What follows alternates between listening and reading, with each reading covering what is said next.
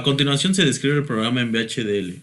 Primero se declaran las librerías y los puertos de entrada y salida a utilizar en la comunicación SPI y en el despliegue de la temperatura compensada en los displays de la Nexus 2. Después se declaran las señales internas para ayudar en la lógica del programa y generar señales de reloj, máquinas de estado, señales para operaciones y señales de transición entre procesos.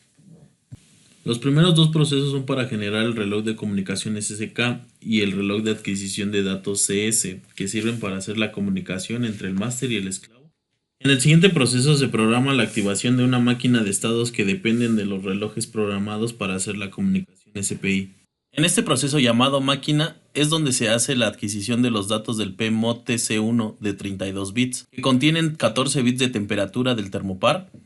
12 bits de temperatura de compensación, 3 bits de valores por defecto en cero lógico y 3 bits de detección de fallas.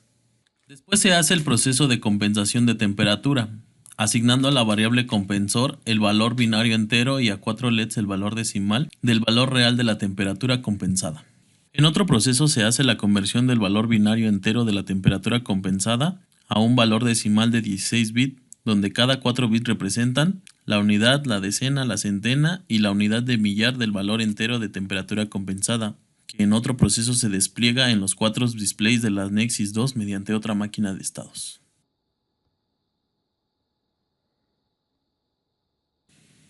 Ahora se carga el punto bit del programa a la Nexus 2 y se procede a ver los resultados de la implementación del protocolo de comunicación SPI.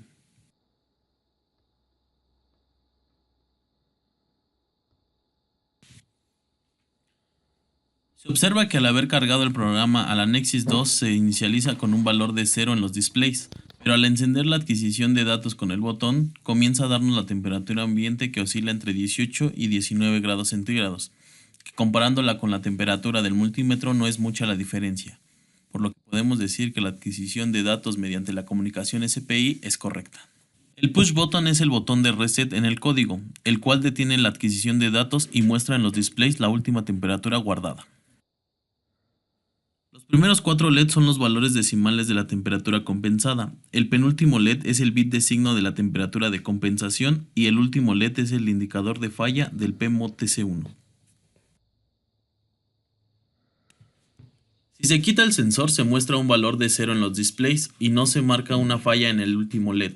ya que no hay comunicación con el PMOD TC1.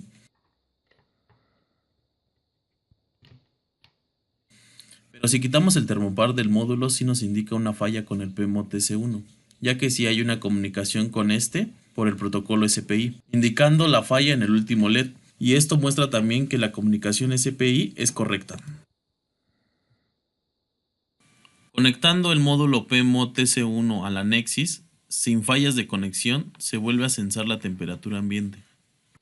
Por último se hace una segunda medición de la temperatura que hay entre los dedos de mi mano,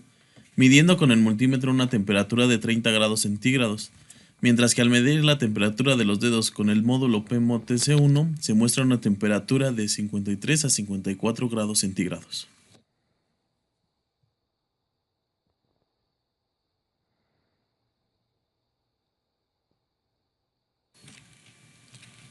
Tomando en cuenta la medición de la temperatura ambiente, la medición de la temperatura entre mis dedos y otras temperaturas,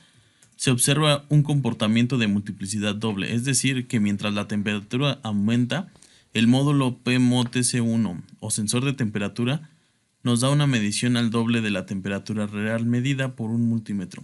por lo que haría falta caracterizar este sensor para que los datos obtenidos se asemejen a los valores reales. Al final se muestra cómo la temperatura disminuye hasta llegar una vez más a la temperatura ambiente.